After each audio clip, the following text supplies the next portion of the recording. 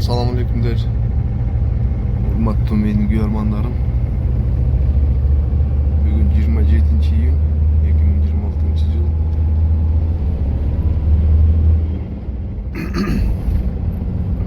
Bugün Bökönbayeva ayılına oratan Toңrayондук центрine iş saparının maksadı Бергенчилердин жана балыкчылардын Ысык-Көл областтык коомдук бирикмесинин мүчөлөрү быйыл жыл башында жаратылыш ресурстары, экология жана техникалык көзөмөл министрлиги тарабынан өткөрүлгөн аңчылык жерлерди аңчылыкты пайдалануучуларга убактылуу берүү жөнүндө конкурстун негизинде 15 жылдык мөөнөткө коомдук бирикме ошол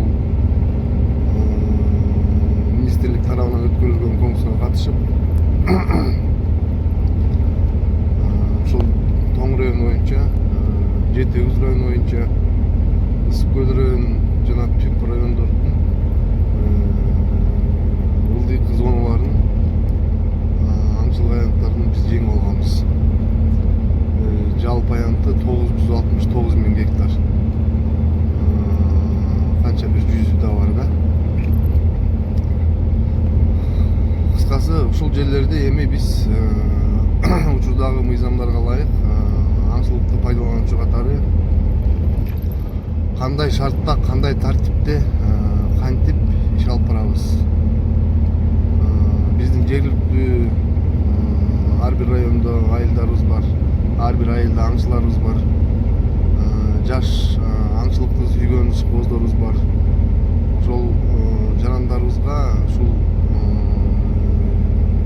аңчылык кылууга шарт түзүү максатында ушу эл менен жолугушуулут. Бул эми аңчылык өзүнчө бир категория, өзгөчө. Ушул тармакта дагы ушул өзгөчө бир маанилүү маселелер бар. Аны ошол мамлекеттик орган бизден талап кылат. Милдеттик кылат, анын бизге милдеттик болуп коюлган. Анын баарын биз аткарышыбыз керек милдеттик түрдө. Ошондуктан ошол ички чарбалык аңчылыкты уюштуруу, кайтаруу иштери, мониторинг жүргүзүү сыяктуу жана башка баштапкы уюмдарды уюштуруу дегендей маселелер турат алдыда. Тоң району боюнча айта кетсем, жалпысынан биздин коомдук бирикме 1959 жылы уюшулган. Кыргызстан эгемендүүлүктү алгандан кийин 91-жылдан кийинки биринчи регистрациябыз Минюста 91-жылы өткөн. Ошондон бери биз Ысык-Көл областтык мергенчилери жана балыкчылардын Ысык-Көл областтык коомдук бирикмеси болуп, мамлекеттик юстиция министрлигинин катарына өткөнбүз.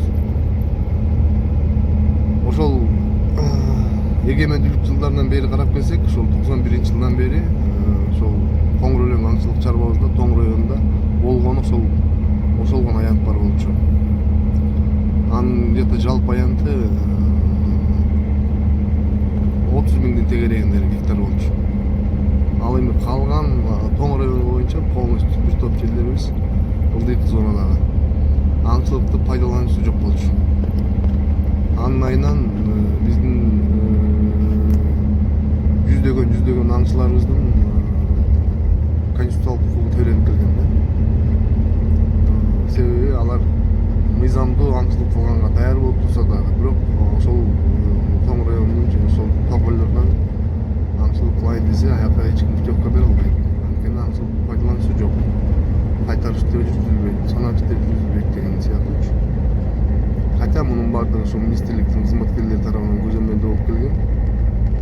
Бирок тем не менее баягы физикалык түрдө толук тараган мүмкүнчүлүгү жок болгондуктан ошол мамлекеттик органдагы ушул бизге окшогон ышкыбоздорду жардамга чакырып, ушул жерлерди иштетүүгө 15 жылдык мөөнөткө берип отурат. Бул конкурстагы эң биринчи талаптардын бири болгон бул ошол мекеменин буга чейинки иш тажрыйбасы болгон. Биздин мекеме көп жылдык айтып кеттим дагы 59 жылдан бери ужулуп келаткан мекемебиз. Акылыбыз жетет. Бизде иштарман кызматкерлерибиз бар. Жаратылыш тармагында көп жылдан бери бул тармакты жакшы түшүнгөн.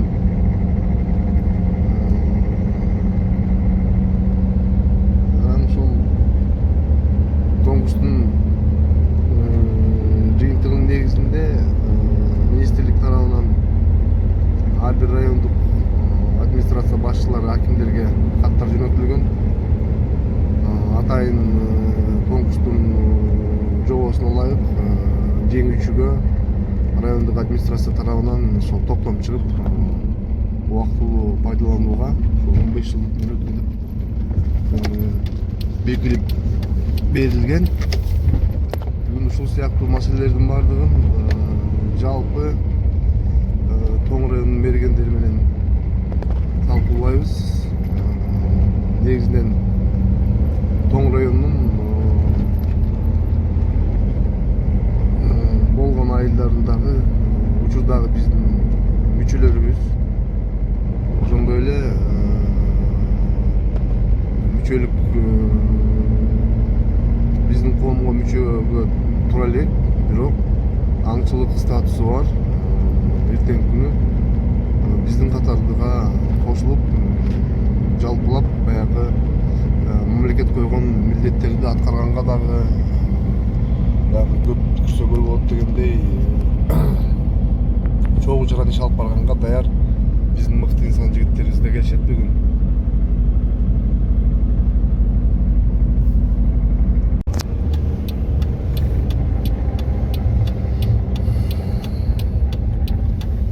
Бүгүнкү иш-чарага биздин башкармалыктын мүчөсү Каптильный Сергей Петрович, ошондой эле биздин улук аңчылыкты уюштуруу кызматкерибиз старший катыбет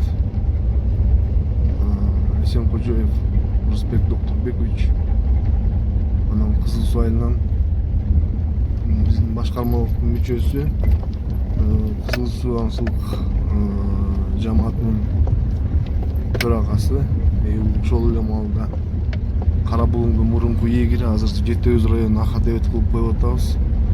Өтө тажрыйбалуу, өтө профессионал адам Даншин Алексей Николаевич.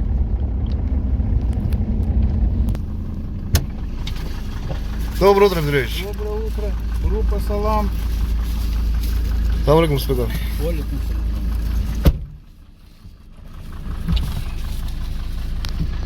Вот, университет жылга чыгып атабыз.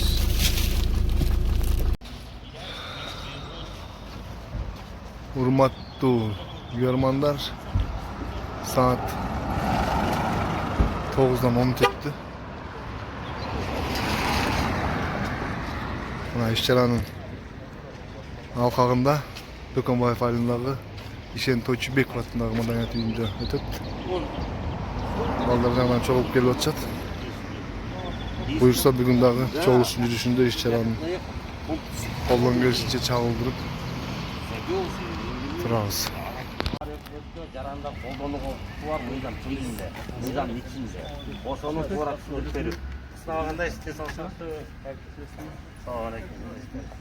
Жакшы келдиңиз, Аснова.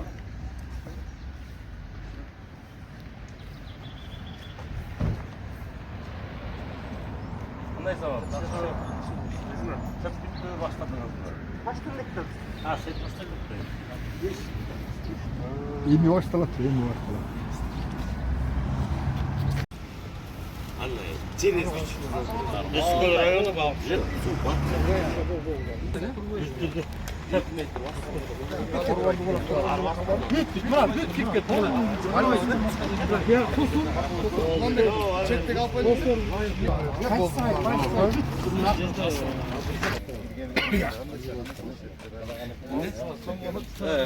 Ölüp bitti böyle. Bundan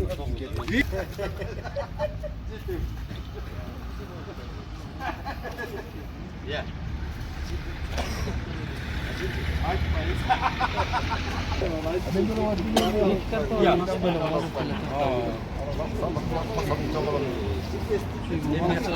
Anlarla baskan bir yakal, soğuduna koçuna işte. Sabah olsun, ne kadar tabii. Nege? Özünde çok var, özleri gelişinin güzelliği. Alayım nesin gördüğünüz?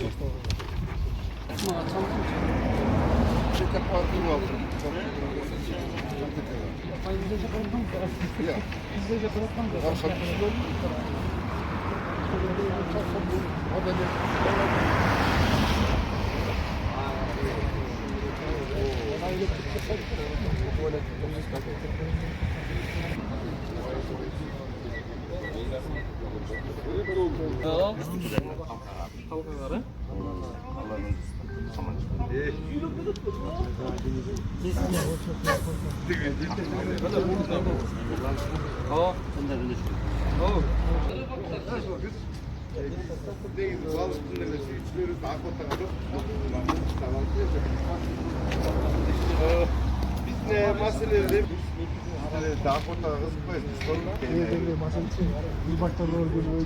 Orsa'dan çeçilmegeni bu жерде kim çeçmekte günü demeyin. Неме боюнча? Республика боюнча. Мыйзам менен иштебей жаткандар. Намысы да бар. Немеде мегапейден берип атат, мегапейден берип атат. Мисалы 350 метр ары барбай кайын лодка менен өзү көрбөгөндөр бар. Анан бирок балкар. Анан лодка менен кирбесе кармайлбагандар бар. Мен тамек жеп атам.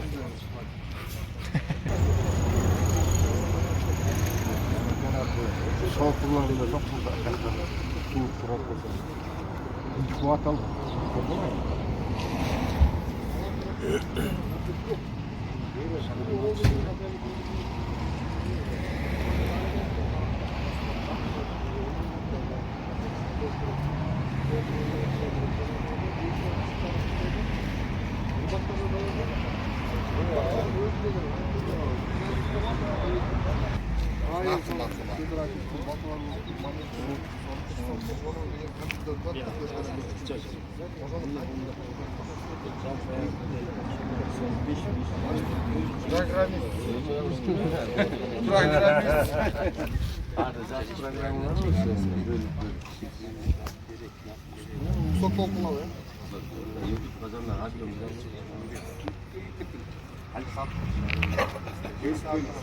Bölüp içeri aldı.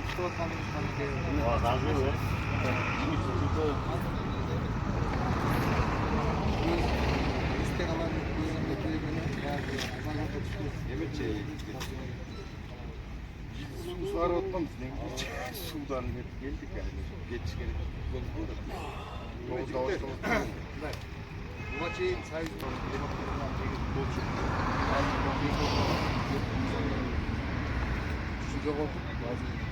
biz rıbatlarga o degreleri biramayı alacağız. Az bir sürü çıkarken düşünürüz var. Bizim bol grupmen üçülürdü. Kurulu bezagrenci çıkmakları var. Anaz karavat aldık böyle. Azırkı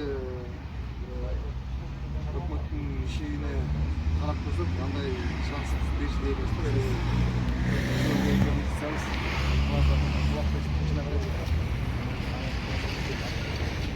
Öyle de boşluklar aslında küçükten koysam bir ırmakantın bazı boşluğa girmekten bir de dalbay sudaktan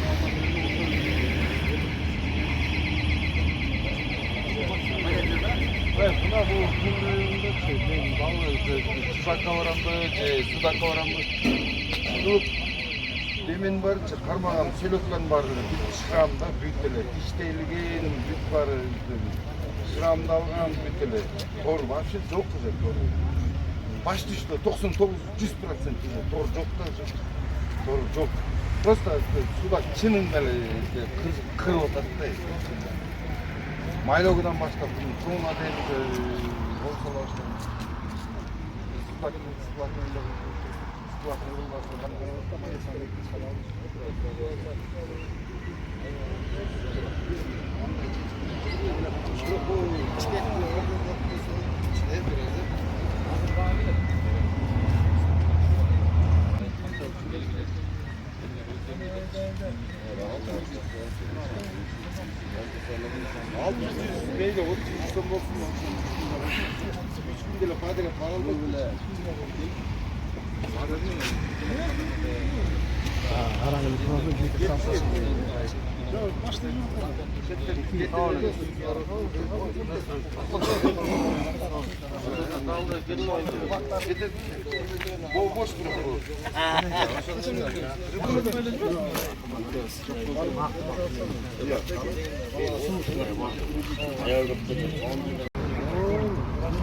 Bozorlik bo'ldi. Sağına tak.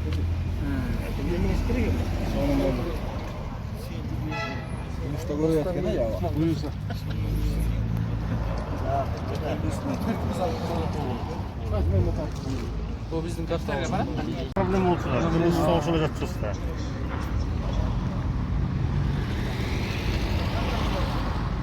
Onun çoğu var mı? Эме айдын пунктак тоңуп көрүнгөн. Бұл межхозяйственный карта, пока межхозяйственный карта. Нутрикоздан кейін жаңа карта шығады. Мұның электронный берген жоқ бізге. Мұның электронный бар, бірақ башқа форматта масштаб. Там уже детально көре албайсыз. Азыр нутрикоз өткөндөн кейін, ояқтан ар бир айылды көрсөтөбүз границаларды. Ар бир айылдын аттары жазылат. Канча мөңгүз бар, канча жайытыбыз бар, ошонун баарын. Бөөсө. Böyle zaman spor oturayım mı? Ya 30 birinde de atпай. O жерге кеткен жашоо мүмкүн эмес. Мадалсадалмарын кийреген турбайбы? Мадалсадалмарын киргизген турбайбы? Мына могу Көксайдан өйдө чыккандан кийин бул биринчи сай, бул экинчи сайда. Көксай ничи мына могу.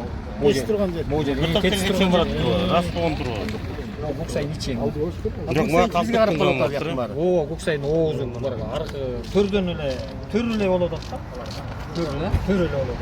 Ага чейинки жана оогун ичин бар. Ана могу жерден канча могу жерден өз жалгыз айдап жакынман киргизип атат. Жерден чыгып. Тикенектин баарын киргизип атат. Бүт тикенектин баарын. Ана бу жерден келип эле.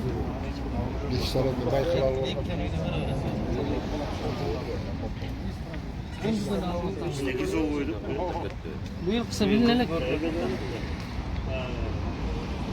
Салам алейкумлер.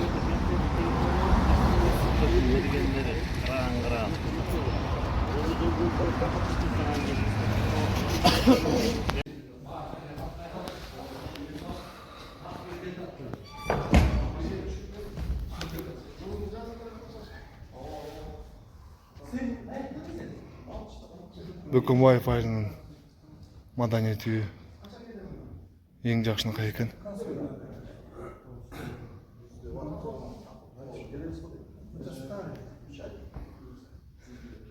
Мына биздин карта. Эски картабыз. Буюрса мына Тоң району боюнчагы 2 участок. 23 участок. Тосор суусу мына Тосор суусу 722 участок. Мулда биз жеңип алдык. И могул граница менен баштап могул территория полностью 23 участокко кирип атат. Ал эми 24 участкабыз бул.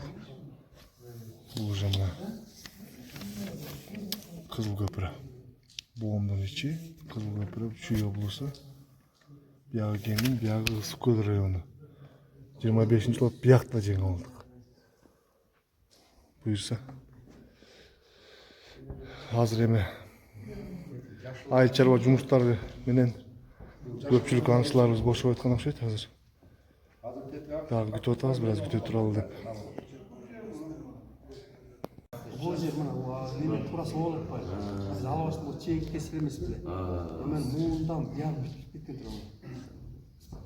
Бияк өмөктө жөн элип жип. Бул эме турасы 2-ден чыккан суу да бул. Турасы 2-ден чыккан суу да бул.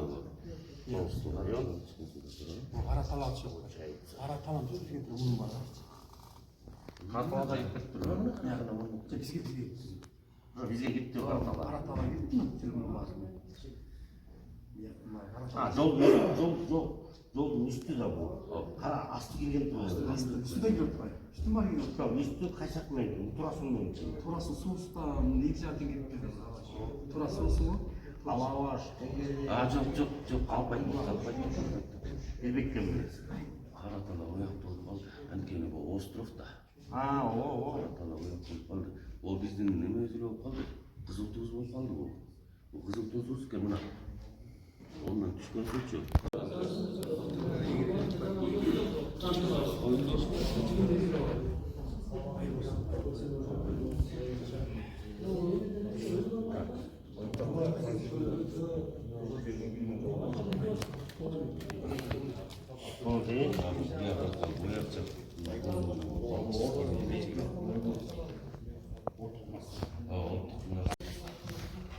Чогушка биздин ички иштер областтык ички иштер бөлүмүнүн туристтик экологиялык миссиясынын кызматкерлери да келип атышат.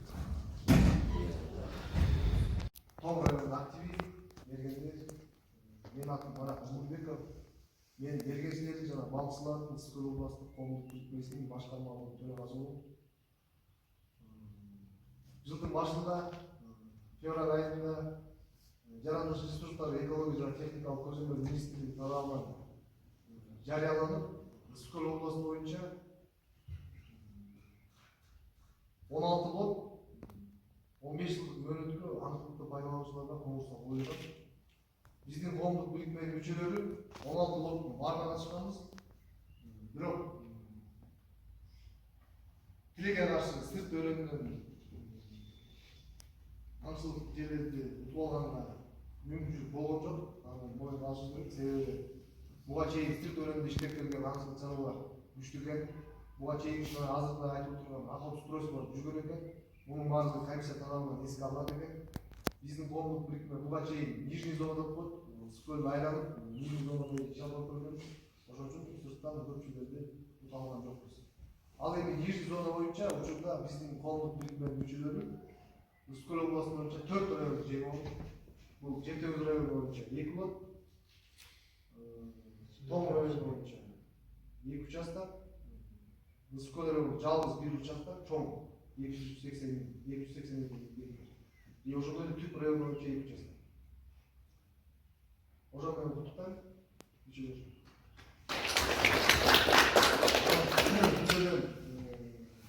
Биздин команда ар бир лотто, ар бир участокто бизде конкреттер чыгып атты. Бирок биздин 65 жылдан ашык тарыхыбыз, тажрыйбабыз биздин коомдук бийликтердин мүчөлөрүн ынтымагы жеңишти. Ырыс алып ынтымак дегендей, ырысыбыз бар экен, буюрса учурда 969 кен, бир канча 100 гектар жер, буюрса биздин бүгүнкү жолубуздун эң негизги максаты, урматтуу чоң райондун мергендери, силерге ушул жеңилип алынган биздин коомдук бийликтердин участоктардын карталарын, границаларын көрсөтүү максатында ошол эле биздин дагы келечекте иш алып барууда иштерди жүргүзүүдө жанагы иш алып барууда ошол границалардын тактагы кылыбасын чогулушка келип отурабыз. Алгач мен Том райондук мамлекеттик администрациянын башчысы Акимдин биздин коомдук бириктикке тиешелүү чыккан токтому менен тааныштырып коеюн. Кыргыз Республикасынын Ысык Көл областы Том райондук мамлекеттик администрациясы 21 апрель 2026 жыл номер 30 Өкөнбаев айында Ысык Көл мергенчилер жана балыкчылар коомдук бийликмесине 190.239 гектар аңчылык жерлерин убактылуу пайдаланууга берүү жөнүндө, аңчылык жана мергенчилик чарбасы жөнүндө жана жаныбарлар дүйнөсү жөнүндө Кыргыз Республикасынын мыйзамдарына, Кыргыз Республикасынын Министрлик Кабинетинин 2025 жылдын 8-августундагы номер 483 токтому менен бекитилген Кыргыз Республикасынын белгилүү бир мергенчилик жерлеринде мергенчилик чарба ишин жүргүзүү, юридикалык жактарга берүүнүн жана конкурс өткөрүүнүн тартиби жөнүндө жобору жана конкурстук комиссиянын 2026 жылдын 8 апрелиндеги номер 01-01-122 конкурстук жеңүүчүлөр жөнүндө чечимине ылайык Том районунун мамлекеттик администрациясы токтолду. Биринчи, 2026 жылдың 8 апреліндегі Морайдың телехабарының турап жүргізілмеген конкурстың жеңушілері жөнінде шешімін алайын. Конкурстың жеңушісі деп танылған мергеншілердің жана балықшылар Түскөл облысы колдук бірикмесине 2026 жылдың 21 апрелінен 2041 жылдың 21 апреліне чейин Күнчыгыш, Болот Мамбетов, Актерек жана Улакол аймактарында 15 жылдык мөөнөттүн төмөндөгү аңчылык жерлерин түзгөн аймактан мергенчилик чарба ишин жүргүзүү укугу бери боюнча конкурстун жеңүүчүсү деп танылгандыгын маалымат катары эске алынсын. Жана Момуз 22 участок боюнча жалпы айында 190.239 гектар чектеги. Чек аранын баштапкы чекти деңиз деңгээлинен 4069 метр бийиктикте жайгашкан чек теске ала тоо кыркасында жайгашкан немелерди айтып окуй элебайын жигиттер. Буяктан жана Түскөл облусунун Бергенсиз саласынан Момуз бирикмесине милдеттендирилсин. Томурун милдеттендирип атат. Берилген мергенчилик жерлеринин чектеринде аңчылык ресурстарын жана алар жайгашкан чөйрөнү кайтаруу боюнча милдеттерди биотехникалык жана башка мергенчилик чараларын аткаруу. Район аймагында чарба жүргүзүп жаткан субъект катары район өткөрүүчү саясий, коомдук иш-чараларга, элдик мамлекеттик майрамдарга активдүү катышууга, уюштуруучуларга мүмкүнчүлүктөрүнө жараша колдоо көрсөтүү жагы милдеттендирилген. Албетте биз мүмкүнчүлүгүнө жараша район аймагында өтүп аткан ар кандай мамлекеттик деңгээлдеги иш-чараларга салым кошууга даярбыз. Ошондой эле район аймагындагы болгон мектеп окуу жайларында профтех училищалар болсо ошолордун арасында биздин коомдук бирикменин мүчөлөрү, аңчыларыбыз, ээлдерибиз экологиялык түзүмдөрдү жаатын экологический образование берүү жагындагы иштерди алып барат.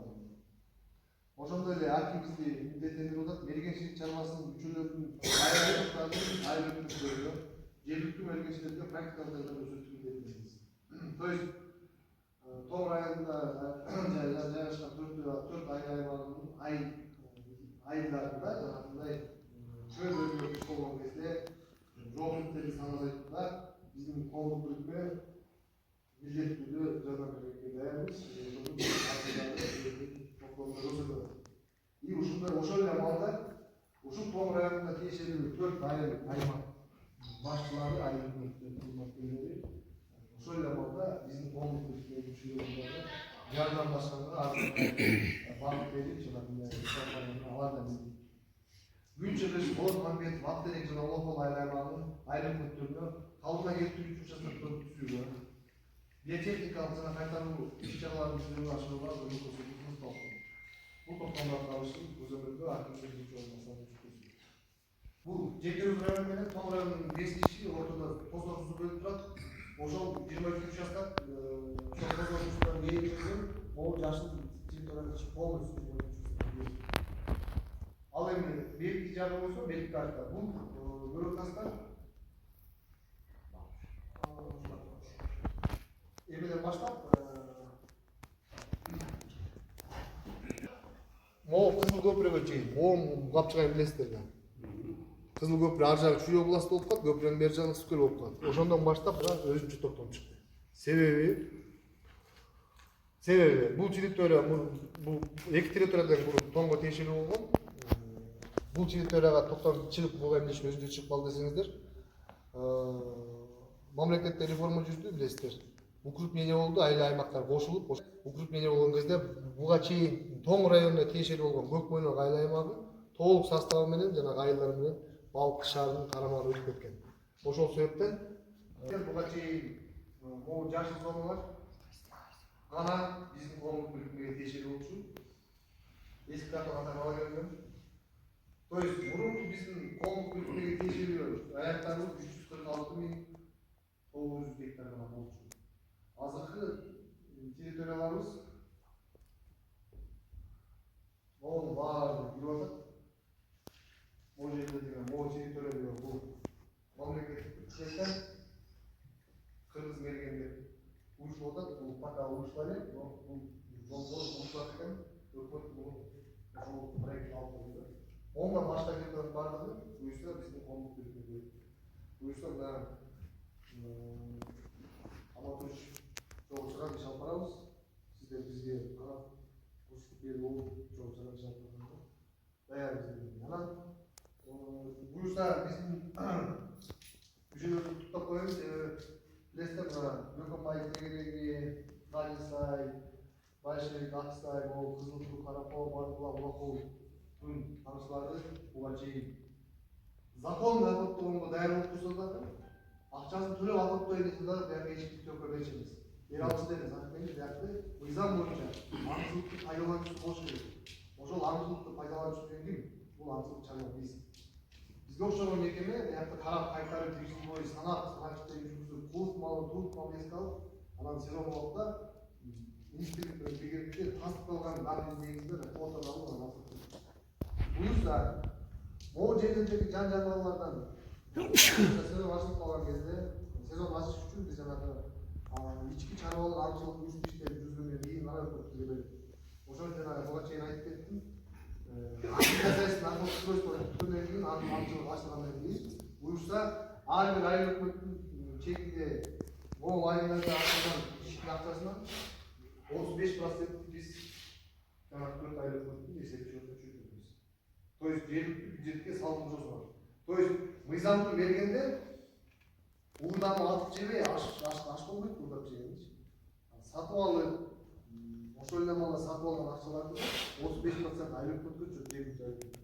Ал эми 65%ти ошол эле министрлик жаратылыш ресурстары экология жана министрлиги ал эми бизге болсо аңчылыкты пайдалануучулар биз жанагы багыттык төлөмдөрдү целевой взносун алып атпайбызбы мүчөлөр өзүнчө бар мүчө эместер өзүнчө бар деп ошол баа менен анан буюрса чарба иштерин жүргүзөбүз эски баа менен бизге чөгөтүп алсаңыздар болот анткени бизде жерлердин территориялык чоңойтуу 3 эсе чоңойт биз ошол жерге жаңы жаңы эгелерди алышыбыз керек жергиликтүү балдардан аларга зарплата төлөшүбүз керек биз мамлекеттик мекеме эмеспиз билип алыңыз биз толук чарба мекемебиз хозрасчет деп коебуз ар бир коомдук бирикмелерди жылына мүчөлүк акы төлөп атпайсыңар мүчөлүк акы элдик акынын ортосуна жанагы акылга чыкканда багып төлөп ошол акчанын баардыгы биздин коомдук бирикменин бюджетин толтурат ошол акчанын эсебинен биздин эгилер зарплаталайт ошол акчанын эсебинен биз жанагы техникалык иштерди жүргүзөбүз ошол акчанын эсебинен санак иштерди жүргүзөбүз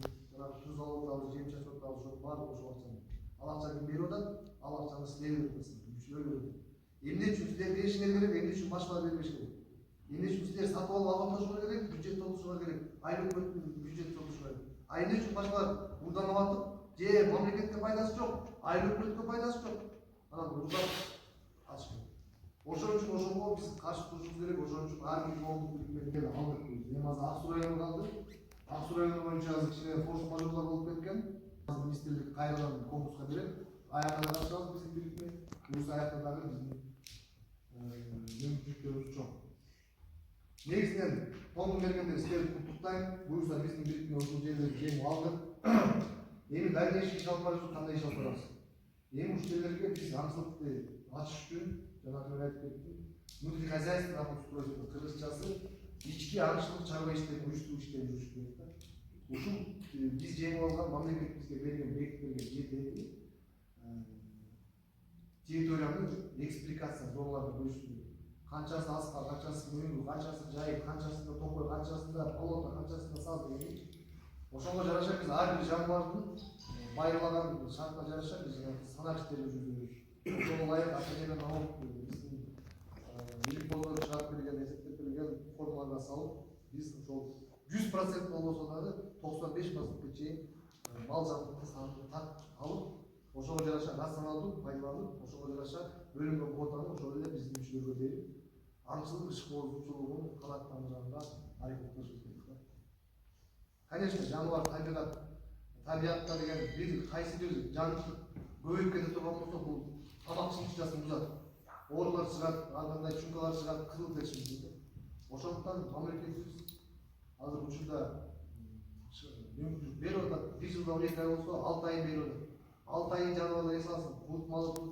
6 ай аңчылык берип атпайбы негизи эң бир мысыңдасы аңчылык июль айынан башталат 3-июлдан башталат суур аңчылык башталат суур аңчылык августтун аяктап элик ачылат элик параллельно сентябрь сентябрдан башталып keklik koyulmazlar. Sentyabr ayında kekege bilen çocuk alsın. Oktyabrın başından kırk olasılar. Bunun var ошол ар бир жаныбардын жетилип, мышык жетилип, жөжөлөрүн чоңойтуп, баягы кийинки жылкы тукум калганга шарттуу мамлекеттик норма. Анан ар бир жаныбардын өзүнүн күнүмдүк нормасынан, сезондук нормасынан. То есть бир аңды чыгып, бир күндөн чыгып, баарыбыз болбош керек. Например, коём норма боюнча бир аңды чыгып 3 ай коём. Сезонго 30 коём.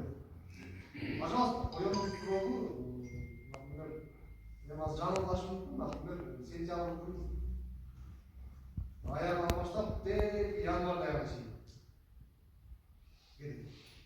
Ошол кезде 30 баш коёмдун күнүнө 3 күн атып. Спорт, машык болду, тазалабачы болду, кыймыл аракет, табигат менен бетме бет болду. Мускулдуктар болот.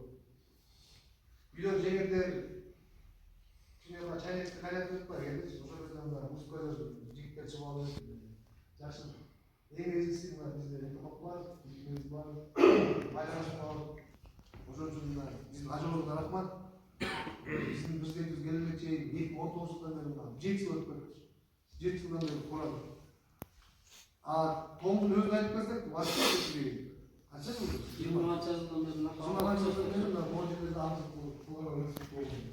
Бірақ жаңышыларымыз туға қалу эле закон билбейт да, туға қалу эле правила билбейт да. Ана мынтип көтөрүп чыгат, каталат, штрафка жүрөт.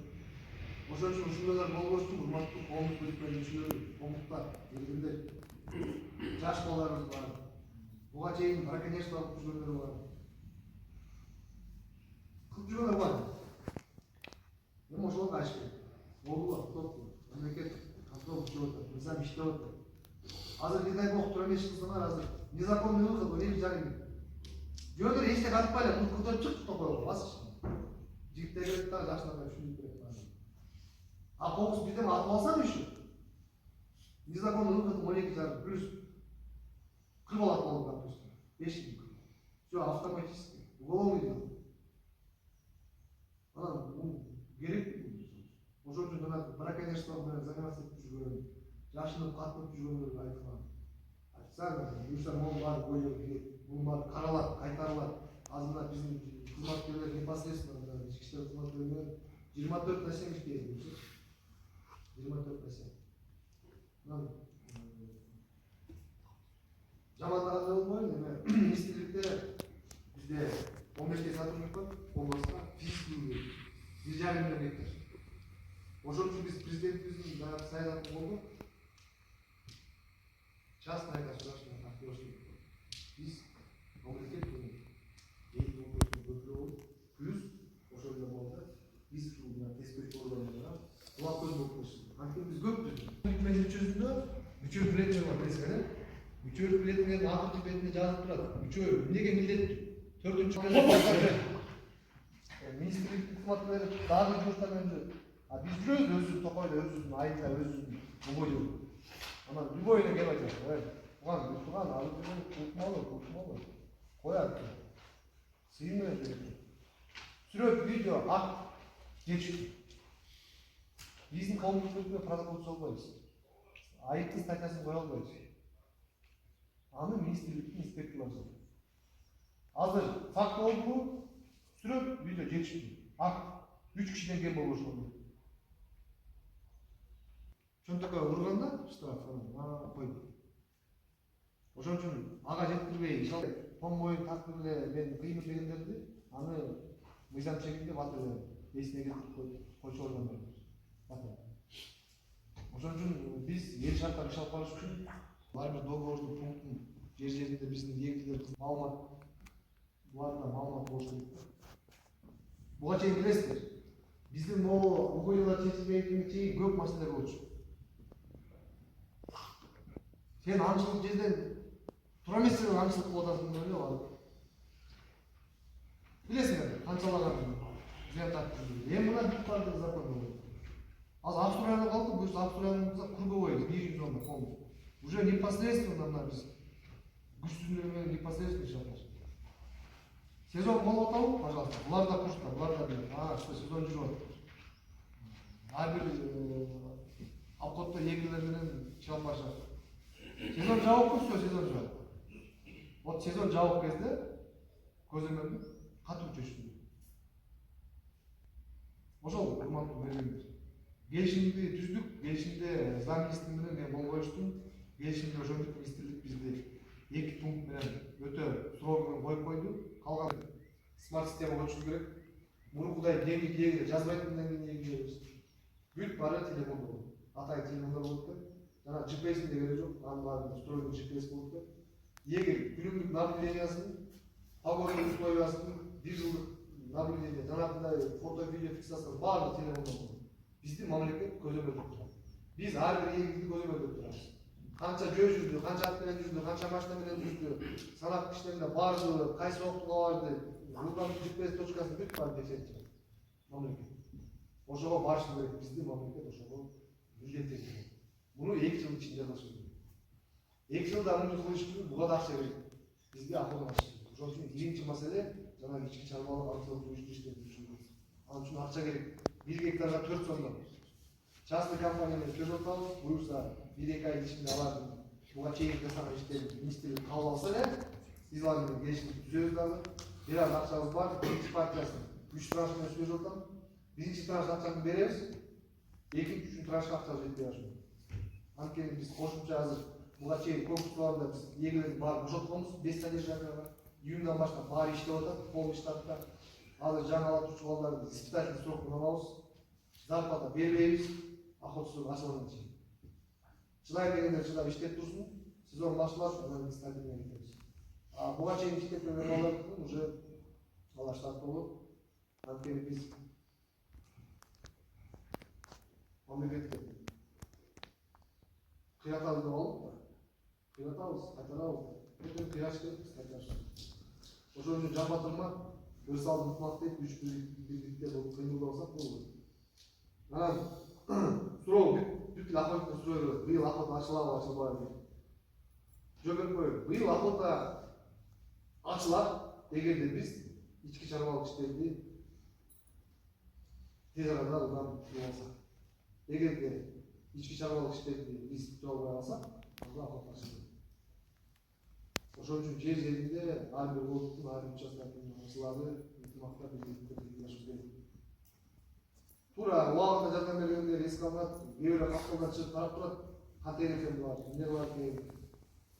Биз по-любому иш алып барабыз. По-любому биз ошол иштерди бүтүрөбүз. 2019-дон бери алып 7 жыл өтүп кетти. Агротуар жок эле жүрүштү го балдар. Агротуар кайтарып жүрүштү. Мээли өзүбүздөн охотто ойлоп, карайлы күчтөр. Охотто кылсаңар башка жерлерде охотто ойлоп. Азыр эмне да, Твиттер менен эсеп атам. Микропорт дегендер бар. Заповедник дегендер бар. Булар өзгөчө корголуп жаралгыч аймактар. Мамлекет бул жерлерде эмне үчүн заповедник деп турат? Анткени ошол жигиттер барда эндемик жана өсүмдүктөр бар. Ошону сактап калыш үчүн мамлекет атайын мамлекеттен бюджеттен акча бөлүп, эгилерге биз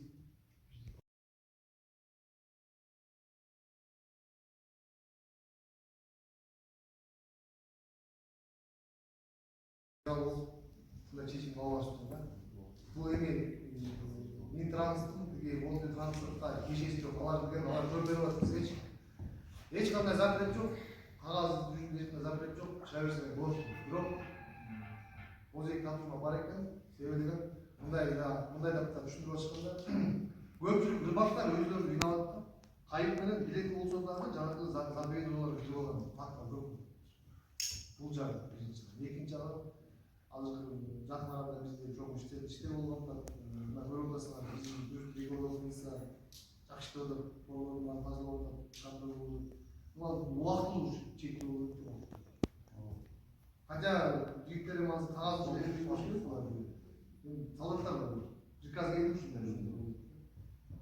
Пока чектен кармай. Хотя менде ошол кагаз көрүлөт. Мутушконду колдонбай калып Дегенде бар.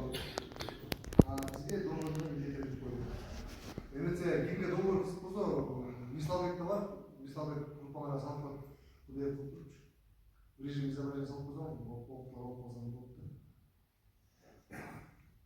уже ана қайда кетті ғой қазір қандай қылып анан байбостың микрофоны бар екен архив болыпты бізде архив шаштық та қорыптар жетеуізде бар түпте бар президенттің айында бар президенттің айында болған дегендейші дагы жерлер бар ошон үчүн биздин саясат биздин политика биз обществонун биз министрликтин саясатынан чыкпайбыз биз дагы министрлик койгон талаптардан чыкпайбыз биз дагы заинтересован болобуз потому что биз аңчыларды билебиз именно ошол охраняемый территорияда жаныбарлар өздөрү свободно сезет охота болбойт ошон үчүн биз дагы ушул чечим кабылдык эгерде биздин территорияда ушундай микрозаповедник корук актылары болгон болсо мамлекет тарабынан макамы бар болгон болсо биз именно ошол территорияларды барып курчатып сегиз орун алып таштайбыз биздин аңчылар да кирбейбиз и алар да кайтарат биз да кайтарабыз ошол жерден болот пока бунун баарын айтыш керек да мунун баарын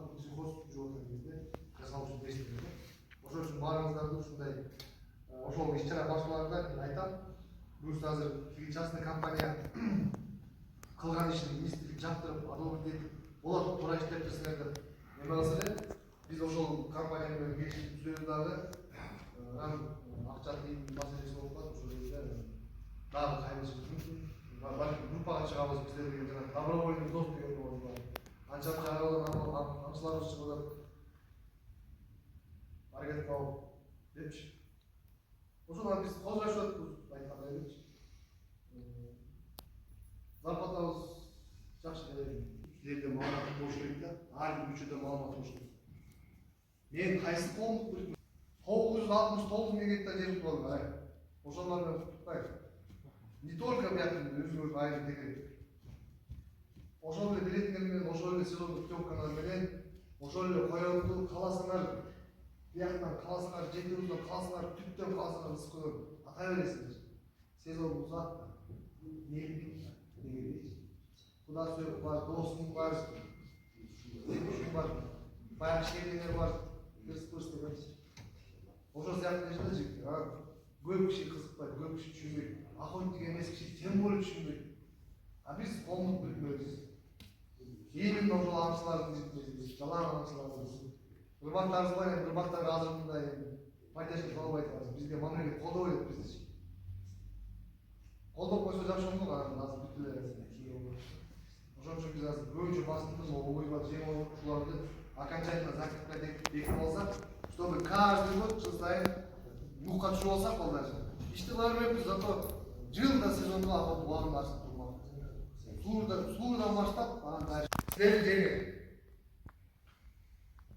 жериңер элестетиңер силердин жериңер бериңер аренда илимий көз караш менен караганда биз жаңы жерди алып атабыз билбейбиз канча жаңыбыз бар канча жерибиз бар билбейбиз хотя башка чет өлкөлөрдө башка өлкөлөрдө ушундай эле аңчылыкты пайдалануучуларга мамлекет бүт берди мына сага жер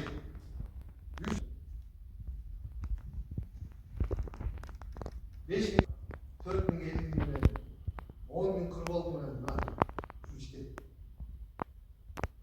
готовы а биздин кандай болот биздики бүт иштин баарын жем алдым өзүм жасайм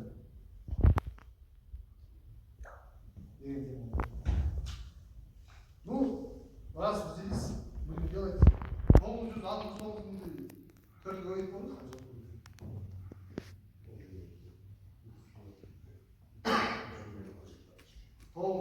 бюджеттин аракет кылсак возможно кайрылуу без содержания но тем не менее бул боюнча иштейбиз может добровольный взнос кылсак группада бир 800 балабыз бар 700 баладан 500 балага надежный 500 балага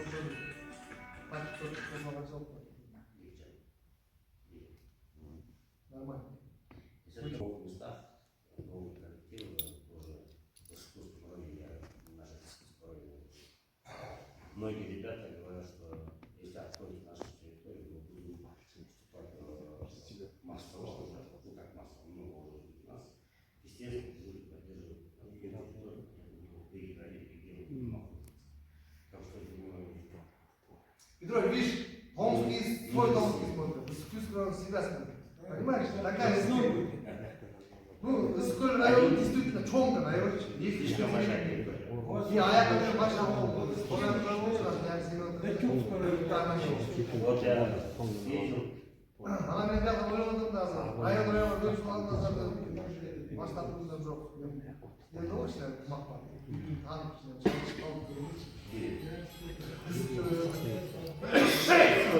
Арбошкон ел болды, арбошкон ел болды, қошырсын бен жақтың ішіне керек болды, бірақ қошырсын айыл менен баштапқылар біздің үйлердегі мүшелермен кеңешіп олар отырып бердік.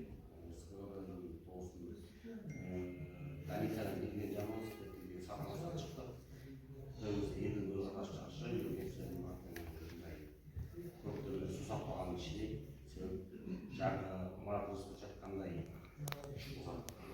айтқандай сіздердің берген билеттен таласқан мүшелерден таласқан жоқ болса бірақ алшы жаққа болса орын үстіне алған осы сияқты Ыстықкөл районы келешекте Григорьевка районынан баштап балық шығарып Торайға чейін келіп тақырыбын салып жоқ 22 жыл ең ошонларды ұлттықты сүйіншіліп айтсақ ошо алатаңда айырылсын башка окунан кейін буюрса Жай мұрматты тоңғы жігіттер мындай да бысмылдасын эле жерди жеңип алдым дегенде төрт аягыма каттар кетти. Анан бысмылдасын жетеубүздүн акими тоңду токтомду чыгарып берди. Түп чыгарып берди, Ыстықкөлдөн чыгарып берди, тоңду берип жанакы укук боюнча маселе токтоп калганбыз. Анан мен биринчиден алгачкылардан болуп түп районуна барып баягы сүйүнч сурап бардым да, баягы сүйүнчүлөп эмне болгон эмне сүйүнчүлөп. Мына жеңип алдым. Мына картабызды. Анан тагы ушундай маселе болду. Аяктан эле түптүн бергендери колдоп чыгышты. Макет делай. Самый главный охотаны тездеп ачып бериши, эмне кылыш керек? Onu сұрашты. Эмне кылыш керек? Акча керек. Давай, айт. Кандай кылабыз? Мен азыр айта албайм. Камдан тургула. Бул колхозду сүйлөшөлү. Түзөлү, ошону айтабыз. Так камдан аядан тургула. Копейка. Андан кийин жетөөбүздө болдук. Жетөөбүздөн тоже ушундай эстеп болду. Андан кийин көрдүңөр да бул жерде силер эле колдойсуңар. Көзүм кетип турат. Анан биринчи задача ашпаш керек. Sen yani mınca çoğultuk et, yani mınca çoğultuk et, ne oldu? Kurbanların adı emeden çoğultutmayız mı? Oşondoy rajаны, moğultlarla oşonu kurbağa salsan oşo menen de ketetti.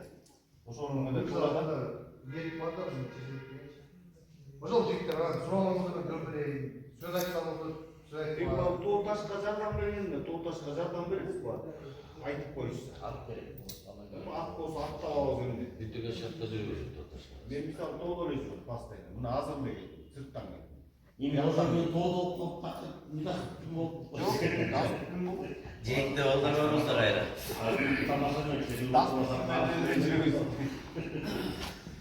Аны Жигиттер суроомозду берди. Калоодуңузду айткыла. Дагы түшүнбөйт болдум. Тартмал. Жана Байбосундун кесип ошо Байбосундун тегерегинде тетиги кызыл болуп турганыбы?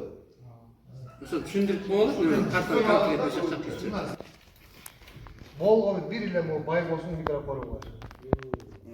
Калган жерде микрофон жок. Көл жээге чейин акыттайбыз. Асты көл жээге чейин акыттайбыз. Короче, түндүк тарабынан көл жээктешет. Чыгыш тарабынан тосор сузу. Могу участка керек. Бирок бияга деле акыттай бересиңер. Сезондо путевкалар болсо. Майда барамыз. Лимитированный го билесиңер, ал апрелден жергизесиңер. Могу микрофондун тегерегин буюрса. Могу точкадан бул точкага, бул точкадан бул точкага, бул точкадан бул точкага деп туруп биздин тихий зона бар. Биздин коомдук бирикменин тынч зонасы. Кескенбел үстү менен кошо кирет окшойт, э? Кыскасы могу жерде тихий зона кылабыз дагы, монун ичинде тихий зонанын ичинде вообще калып калган болот. Категорически. Бул жерде жан жаныбарлар жашылып, корголуп, окат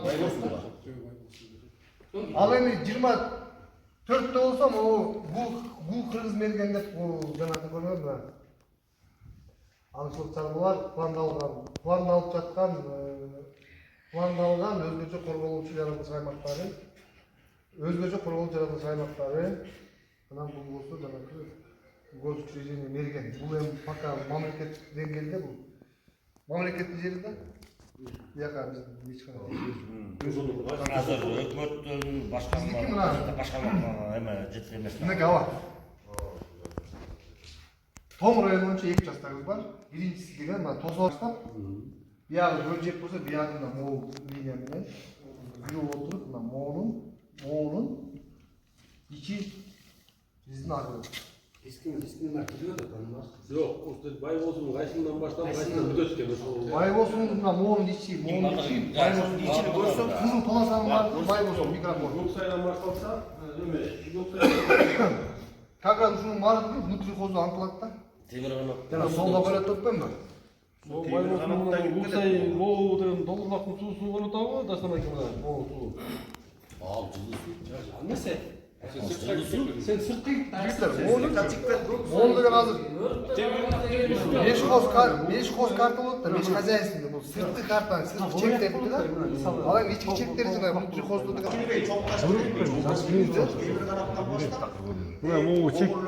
Мына Моу эмеке. Алабаш. Моу деген маркстын үстүнө чыкты. Bunun var giriyor, bunun alabaş boğa çevirilmez bile bizdik ki. Senin boğun var gidiyor, boğun var gidiyor. Alabaş da yok bayıyor. Alabaş mı? Boğu деген, короче, Boğu falan sodan oldu bir yer sırt örönük ende. Sırt ören boyak olur. Boğu kır buladı. Kır buladı. Bayros kır buladı. Ya, biraz ne bu? Karatana? Ya Karatал чыккандан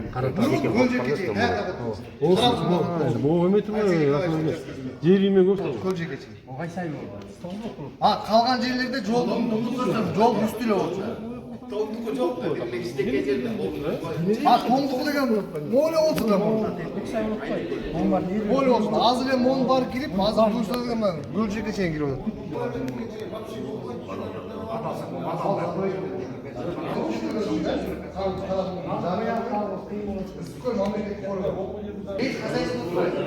О, карта, есть хозяйство.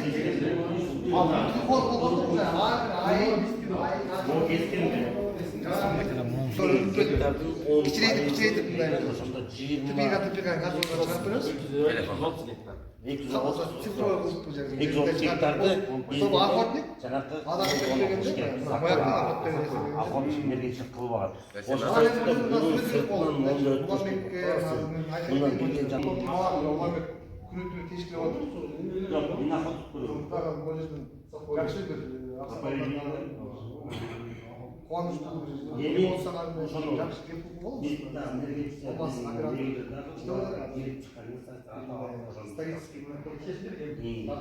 Мындай 10% 230 гектар болып кетті.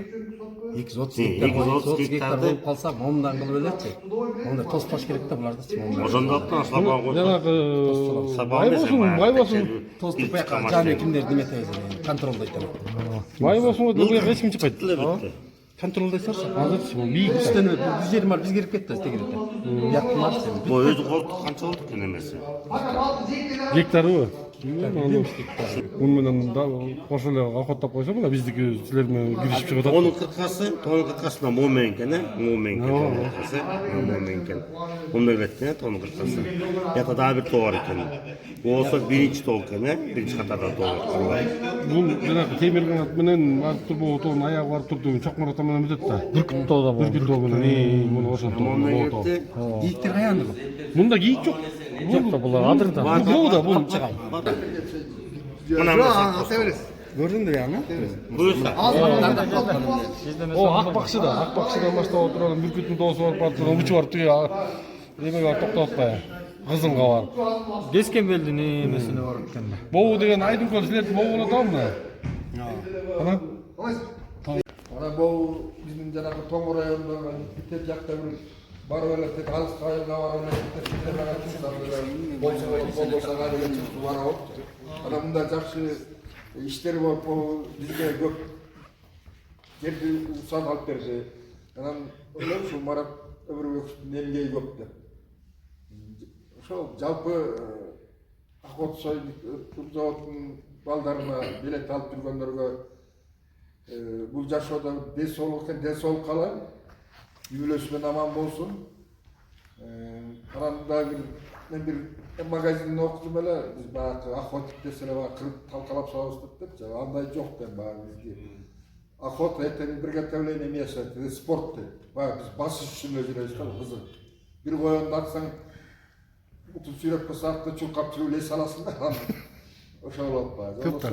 Анча окко, тиги эмеге деле эметкенден бери эт сатып жеген жашайбыз. Силерге десок калайм барыңарга. Үй бүлөңөрдүн аман болгула. Рахмат. Теперь, раньше что мы? Разрешение спрашивали аэропорту коллективную охоту, загоны делать. Сейчас мы это все вправе. Вы, даже мы, не надо, вы уже сами решили, собрались, коллективную охоту сделали. Потому что чем вы будете охранять, это вы для себя, не для нас, не для Марата охраняйте, это все ваше, вы здесь. Законная охота, все равно мы придем к этому. Это будет дорогое удовольствие, но все равно с лицензией ты уже идешь, чувствуешь, что ты уже нет у тебя там за спиной, байки больше не будут. Нормально, пришел, пожалуйста, лицензия, пожалуйста, у меня документы. Членские билеты оплачены, трудоучастие есть, путевка есть, что еще надо? Все, это законная охота. Мы к этому придем, обязательно придем, потому что, ну как, закон есть закон. Кто будет нарушать сейчас, сами знаете, штрафы, драконовские штрафы. Не каждый один поймается, тот скажет тому, уже второй подумает, да, зачем я туда пойду, 100, 200, 300 тысяч платить, это деньги. А если козерог 300 тысяч уже, ну это же не каждому по карману штраф такой заплатить. Поэтому придем к цивилизованной охоте, нормальной охоте, которая будет и тебе удовольствие. Охота это действительно, это не то, что спорт, это еще и удовольствие, которое вот мы все больные люди, которые мы от этого удовольствия получаем. Не от того, что там убили там мясо у нас есть. Мясо на базаре можно купить. Любой, вот такой жирный, мирный, ядный, все можно кушать, да? Да. А это удовольствие мы получаем. Поэтому за удовольствие надо платить. Это, ну как, это все цивилизованный мир так и поступает. Браконьерство все равно будет, но оно потом искоренится. Поэтому еще раз поздравляю вас всех, вам достану. Вы здесь хозяева, поэтому командуйте, живите, цивилизованно, нормально охотитесь, и все, больше мы от вас ничего не требуем.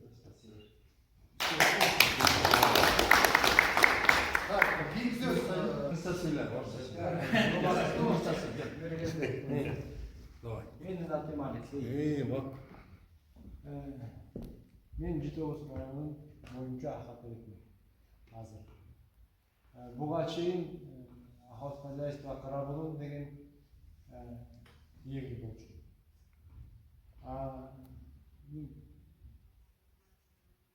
Жаңы жерлерде алганыңыздар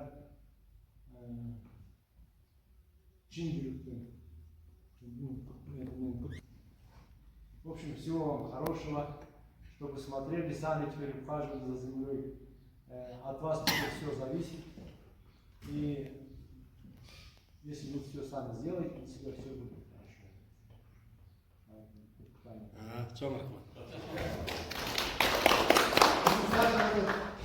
Дегендери Уюшта Ыскөл область боюнча бир топ жерлерди алдык. Ошо жерлерди алганга жараша мыйзам бузбай, мыйзам чегинде охота кылалык, браконьерство кылбай, браконьерлерди кармап.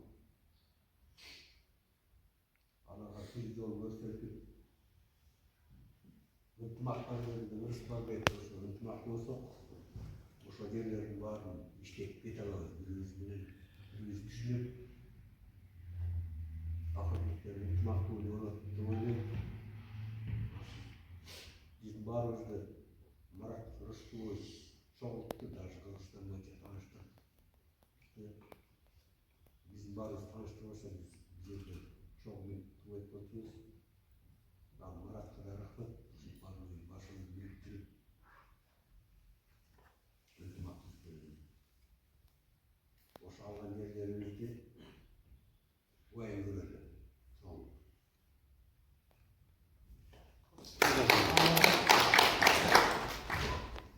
Эмгегиңе чоң рахмат.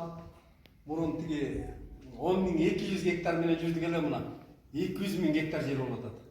Ишиңе ийгилик, бияктагы балдарыңыздын баарына ден соолук каалайт. Булардын баарынын эмгеги бар, демилгеси бар дегендей. Мындан аркадагы иштер жүргүзө берели. Баарыңар ден соолук алыңдар.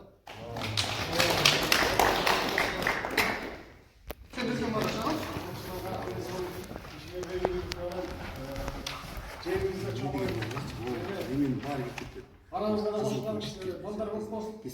Катарыбыз болуп кала берсин. Жалпы ишибизди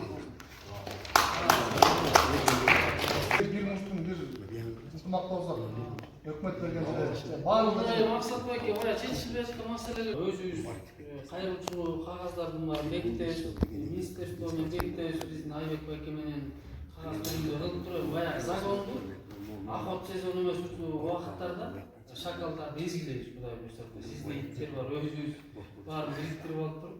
Кудай буйрса. Силер дагы мындай үчөөдө көп жүрбөйсүз мына. Баары ачылат да. Кызымыз да окуп атасыңар менен көрүп каман келиптир. 33 каман жүрөт бактын арасында. Мен жерим оңтор болду. Секачы, бир ургачы 30 багысы менен. Каман жок болчу. Аны атса болот мыйзам турду. Кудай буйрса ошондо иш кылалы, иш алып баралы биргеликте. Тоң жамааты жакшы бир муштун болуп алып иш алып барсак, баары жакшы болот да, Кудай буйрса. Биз да сүйүнүп Жакшы жерибиз ачылды. Ошо паттеске берип турабыз. Сага рахмат дейм. Ушунча чуркап эмгек беришиңер бар эле. Ушуну жапа турмак эле коруп өзү мыйзам чегинде акыттап. Ошо жапа турмак эле коруп алат. Азыр мына була чейин ар бир айылда жок деген бир 5тен 10 камчы турабы деген. Ошол аңкан менен түшүндү иштеп жүрүшкүн. Буюрса. Бир бала жеш керек. Как кандай болмак? Чтобы биздин катар токтор үчөө биз көп болсок күч болобуз. Главное ынтымак болсун. Сага да рахмат. Эмгек үчүн ишиңе ийгилик болсун. Сонун иш болду буюрса. Көптөн бери күткөн, канча жылдан бери иштеп жүргөн болчубуз да, бул биздин территориябыз, айдын тегереги, күнчыгыш тегереги, ушу көл жээкибиз жүргөн жерлерибиз, өзүбүз чоңойгон. Эми биз эрткөчө эле рахмет койгон жокпуз да. Бала чактан бери келатабыз да мурдукка. Ушу өзүбүздүн жерибизге өзүбүз мыйзамды ачып тургонго аябай көңүл чыгарышып жатасыздар. Чоң рахмат. Сонун иш болду. Бул оңой эмес. 20 канча жылдан бери вообще акыркы болуп туруп жактачы мыйзамды. Болгондо Станбайкенин территориясына барабыз. 3 күндө төгөтөбүз аягында. Бүттү. Туура эле. Ошо силердин кылган ишиңерге чоң рахмат. Биз 2018ден бери мүчөбүз. Ошондон бери көп иш чараларга катыштык. Коллективный заводго катыштык. Жолкун атага Кыргызстандагы болгон акыркеттерден таанышып келдик. Корабльга түштүк. Мындай болгон эмес да, мен билгенче сонун болду.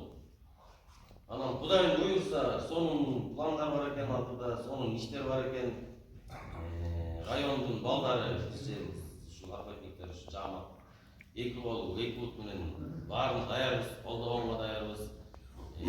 Даже эртең жана пирамидада айтып койсо болот, 2ден акыркын алып келген кошконго депчи. Арада бактыңыз.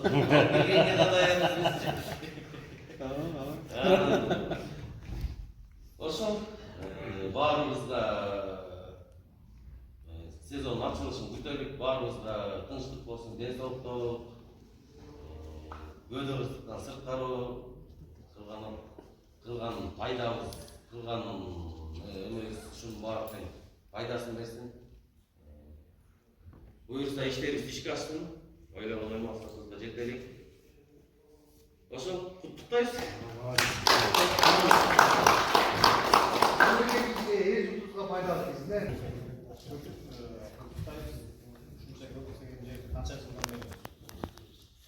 кыялланып жүргөн жерлер ушул жөнүндө да көптөгөн суроолор болчу элек. Качан болот, качан окшоп тегеректен чыгабыз. Кичинекей жерге барганда чыгабыз. Ушул системаны билдирүүбүздө эми мергенчилердин даяр экен. Ошо чыгабыз деген. Иштерибизге ийгилик болсун, жапа тармак болуп. Эсогул. Анасына.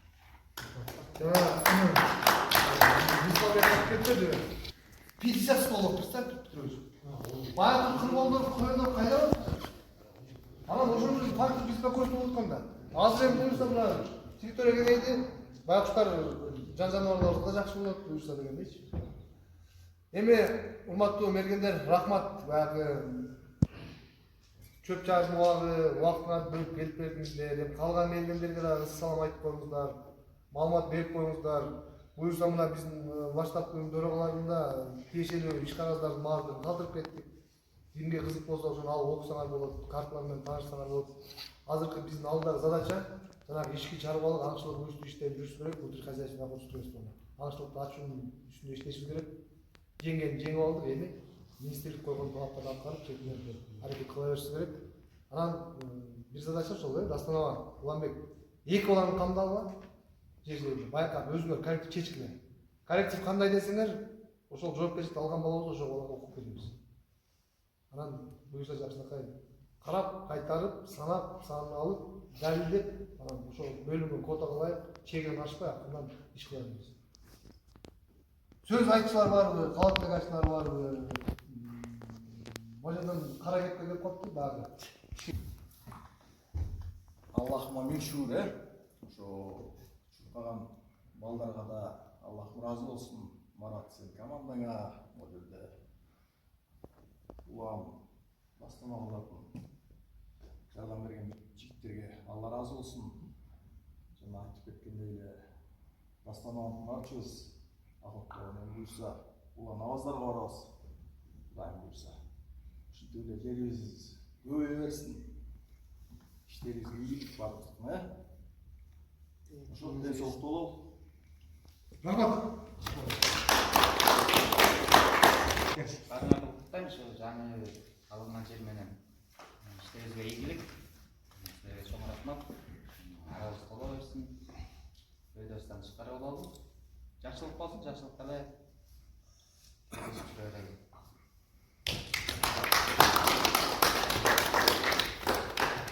Ол жыйынтык майдандай. Кел рахмат. Ошо жаңы жер менен куттуктайм. Ошол мыйзамдуу акылдуу, анан мыйзамдын мүчөлүгү да көбөйтөлү, аракет кылып, анан биргеликтүү иш алып баралы. Ошол главный бизден мыйзамдуу иш алып барыш керек. Мыйзамдуу мүчөбүздү көбөйтүш керек. Ошол рахмат Маматова силерге дагы. Ушундай мүмкүнчүлүктөрдү бердиңер, биз дагы колдон келишинче жардам бердик дегенде. Ошол жерлерибиз дагы көбөйө берсин. Не дейсиз? Баарыбызга ийгилик. Сезонубуз ийгилик насып кылсын дейбиз, Ошол да. Ошол рахмат.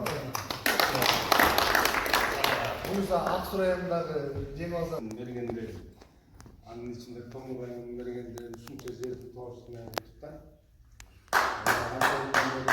Жашынып аргасында кичинекей жерде жүрдүк эле, Кудай буюрса чоң жерди алып атабыз. Көптөн бери күттүк эле ушул күндү. Мына Кудайга шүгүр. Жетекчибиз Маратка, Уланга, Астанбакеге рахмат. Булардын эмгеги, мээнети чоң. Ушул жерлерди алганга силерге Алла разы болсун. Силерге ден соолук берсин. Кудай Таала күч кубат берсин баарыбызга. Анан эми мурун 2000 анча гектар экен, эми азыр 10.000 гектарга чукул жер болуп турат. Менин оюмча бул эми Кудай Таала бизге берген аманат жер да. Биз ушул жерди коргошубуз керек. Жаратылышты коргошубуз керек. Баарыбызды бизди зем бөлүп калдык. Эми жаңы келген мүчөлөрдү ушул мыйзамдуу бергенчиликке чакыралы баарыбыз. 9000 гектар жер экен, Кудайым буюрса мүчөлөрүбүз 9000ге жетсин. Ушул эле арабыз көбөйө берсин. Баарыбызга ийгилик, аманчылык болсун, жолубуз болсун. Жерлерибиз көбөйүп, иштерибиз ийгилик боло берсин.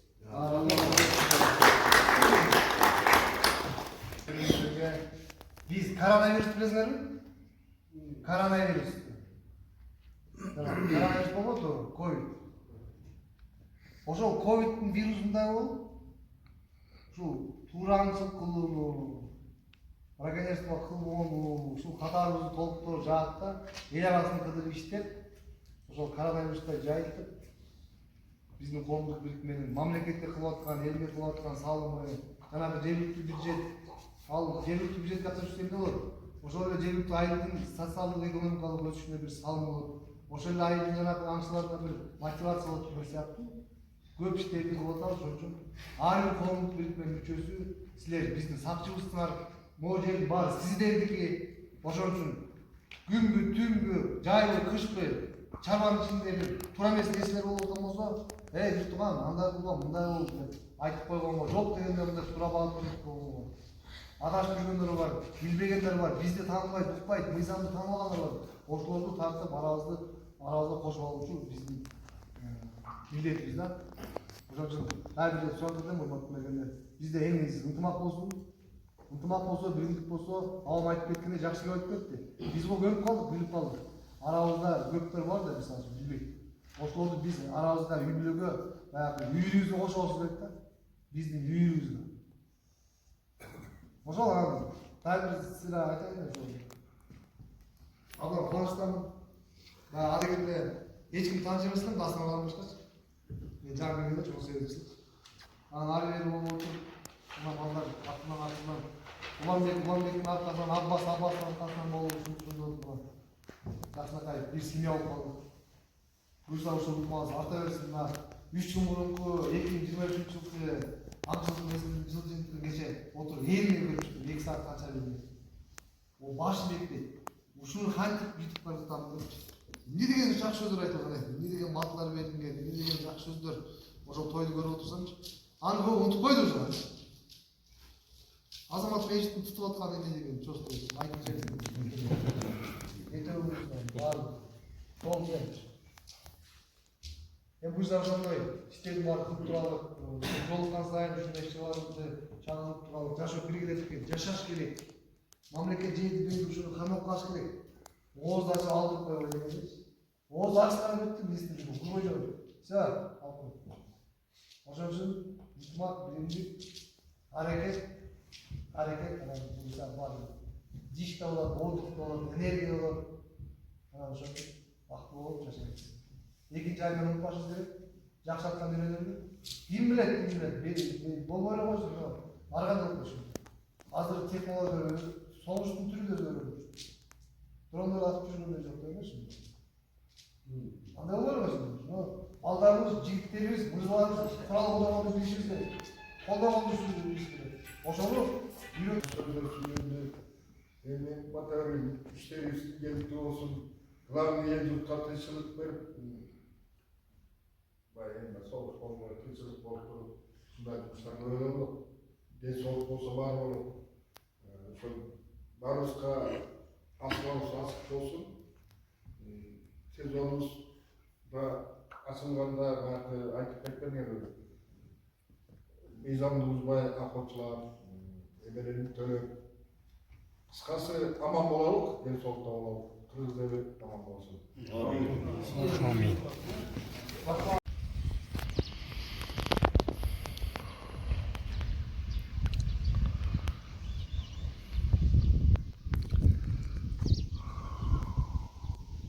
Ошентип чогулушту жыйынтыктадык. Официальный часть бүтүп, азыр неофициальный часть.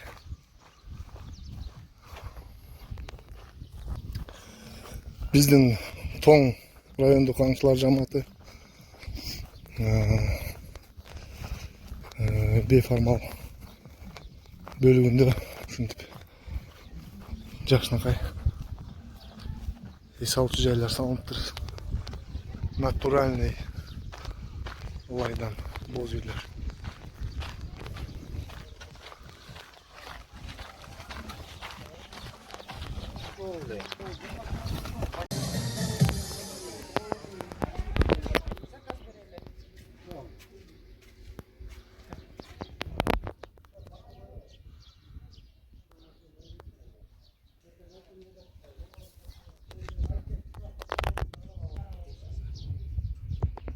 Мынакей урматтуу мергендер, Тоңго келип салам десеңер, ушак келсеңер.